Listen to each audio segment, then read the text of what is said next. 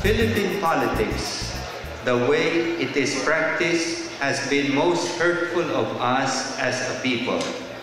It is possibly the biggest bane in our life as a nation and the most pernicious obstacle to our achieving of full human development.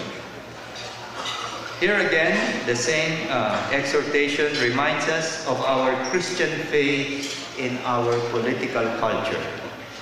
The prime values of our faith, charity, justice, honesty, truth, again, what the theme here reminds us all about. These are of little or no consequence at all when it comes to our practice of politics in or out of election time. So we can reflect, what are the bases of the Church's mission in politics? Here again, we are reminded that politics has a religious and moral dimension.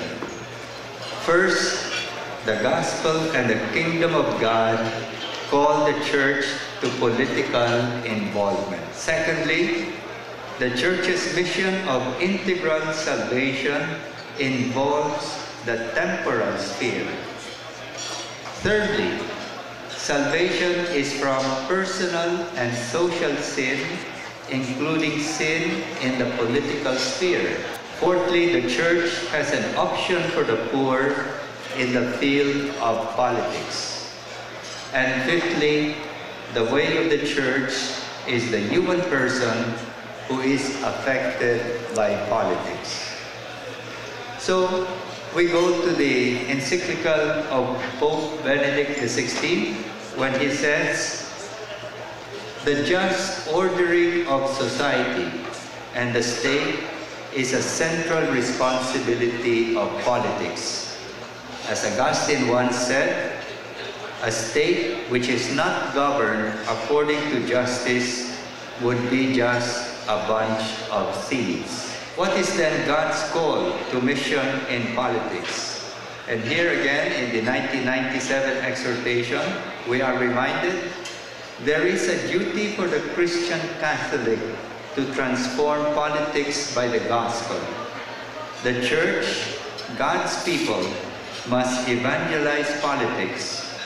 God's call to the Church is to preach the integral gospel, the gospel with all its social dimensions. Here is the call of civil society. Nowadays, we talk of the role of civil society. And from the compendium of the social doctrine of the Church, we get a description of civil society. Civil society is the sum of relationships and resources, cultural and associated, that are relatively independent from the political sphere and the economic sector. And here we are reminded of the primacy of civil society when we see these three overlapping circles: civil society, the economic sector, and the political sphere. In these three overlapping circles, civil society should have primacy because it should enunciate the cultural values that give direction to both our political life and our economic life. So we talk of civil society and the common good. The purpose of civil society is universal, since it concerns the common good to which each and every citizen has a right in due proportion. We can relate this now to politics itself.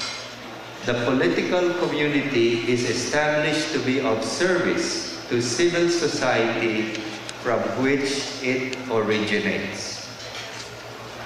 Here we can talk, therefore, of volunteerism in civil society. Many experiences of volunteer work are examples of great value that call people to look upon civil society as a place where it is possible to rebuild a public ethic based on solidarity, concrete cooperation, and fraternal dialogue.